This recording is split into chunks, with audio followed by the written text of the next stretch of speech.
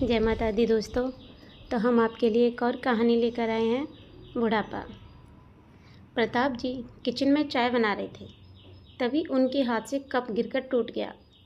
तभी उनकी बहू मानसी चिल्लाती हुई बोली, अब क्या तोड़ दिया? मैं तो तंग आ गई हूँ ये रोज़ रोज़ के तोड़ फोड़ से। प्रताप जी बोले, बहू वो मैं बस एक कप चाय बनाने आया था, हाथ से कप छूटकर गिर गया।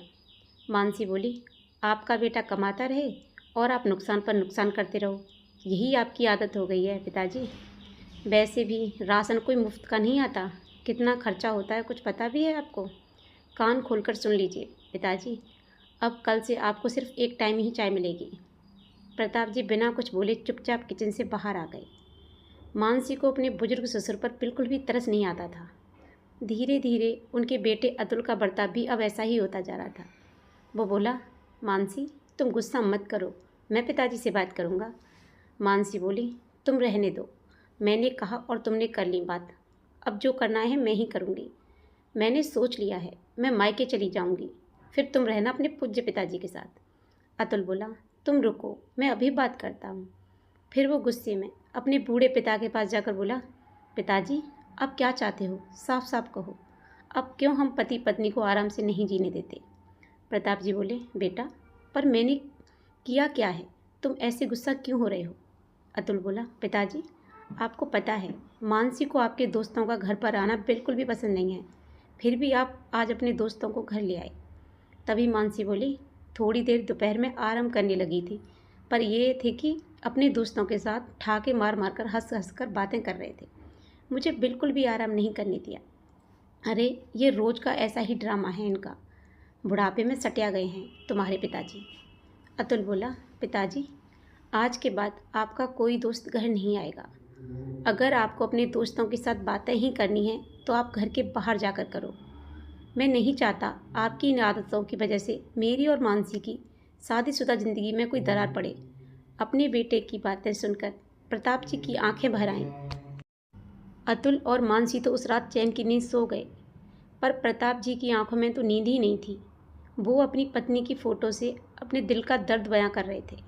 प्रताप जी बोले, कमला तुम्हारे बिना ये बुढ़ापा काटना बहुत मुश्किल है। इस घर में तुम्हारी आत्मा बसती है, ये घर और इस घर की हर चीज़ में तुम्हारा एहसास है, पर मैं इस उम्र में बच्चों पर और बोझ नहीं डाल सकता। मेरे यहाँ से चले जाने में ही सबकी भलाई है। प्रताप जी की बूढ़ी आंखों से आंसू बह रहे थे। उन्होंने बैग में कुछ कपड़े और पत्नी की फ़ोटो को रखा और चुपचाप सुबह होने से पहले घर छोड़कर चले गए। उनके जाने से मानसी बहुत खुश थी, मगर अतुल परेशान हो गया।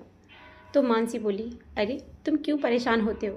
क्या पता पिताजी अपने किसी दोस्त के साथ कहीं घूमने चले गए हों, वो अपने आप आ जाएंगे, तुम अपने काम पर ध्यान दो। अतुल बोला, हाँ तुम सही कह रही हो, वैसे भी मुझे बहुत काम है, मैं उनकी चिंता करता रहा तो काम नहीं कर पाऊँगा। उन दोनों ने प्रताप जी के बारे में कहीं भी पूछताछ नहीं की, वो दोनों अपनी ज़िंदगी में बिजी हो गए। शायद अतुल को भी पिता के बुढ़ापे से परेशानी होने लगी थी, इसलिए उसने भी पिता की कोई चिंता नहीं की। प्रताप जी को घर से गए 1 साल हो चुका था। अतुल और मानसी को नहीं पता था कि इतने लंबे समय से वो कहाँ हैं, और ना ही दोनों ने बूढ़े पिता की कोई खबर ली। मानसी भी माँ बनने वाली थी, उसका 9वां महीना चल रहा था।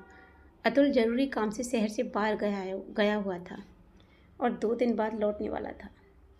बाजार से लौटते हुए अचानक मानसी की तबीयत खराब हो गई और वो दर्द से तड़फने लगी। तभी एक बूढ़े आदमी ने उसे सहारा दिया और उसे पास के हॉस्पिटल लेकर गया। वह बूढ़ा आदमी कोई और नहीं बल्कि मानसी के ससुर प्रताप जी थे। डॉक्टर बोला, आप इतने महीने से हमारे हॉस्पिटल में मरीजों की सेवा कर रहे हैं, आपने अपनी सैलरी कभी नहीं ली। आप हमेशा कहते थे कि इन पैसों को आप अपने बुढ़ापे के लिए जोड़ रहे हैं, पर आज आप इस महिला के ऑपरेशन के लिए अपने सारे पैसे लगा देना चाहते हैं। क्या आप इन्हें जानते हैं? इससे पहले कि प्रताप जी कुछ कहते, मानसी दर्द में उन्हें पुकारने लगी, पिताजी। प्रताप जी बोले, डॉक्टर साहब ये मेरी बहू है, आप मेरी जुड़ी हुई कमाई का एक एक पैसा मेरी बहू के ऑपरेशन पर लगा दीजिए। अगर कम पड़े तो मैं और मेहनत कर लूँगा, पर मेरी बहू और इसके बच्चे को कुछ नहीं होना चाहिए। मैं चाहता हूँ मेरे बेटा बहू और इनका परिवार सुखी रहे। मानसी की नज़रें शर्म से झुक चुकी थी, उसकी आंखों में पश्चाताप के आंसू साफ दिखाई दे रहे थे। कुछ घंटों बाद मानसी ने एक प्यारी सी बेटी को जन्म दिया। फिर मानसी ने अतुल को फ़ोन पर सारी बात बताई। उसकी बात सुनकर अतुल फूट फूट कर रोने लगा। उन दोनों को अपनी गलती का एहसास था। दोनों ने प्रताप जी से माफ़ी मांगी और घर चलने को कहा।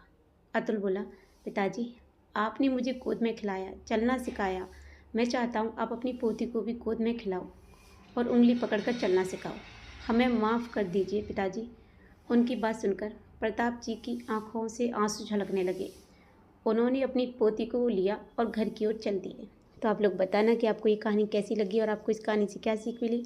अगर आपको ये कहानी अच्छी लगी हो तो प्लीज़ अच्छे अच्छे कमेंट करना, और आप हमारे चैनल पर नए हो तो प्लीज़ हमारे चैनल को सब्सक्राइब करना, लाइक करना, शेयर करना, और ऐसी मज़ेदार कहानियों के लिए बनी रही हमारे चैनल पर। मिलते हैं एक और वीडियो में एक और कहानी के साथ। ले जय माता दी, राधे राधे।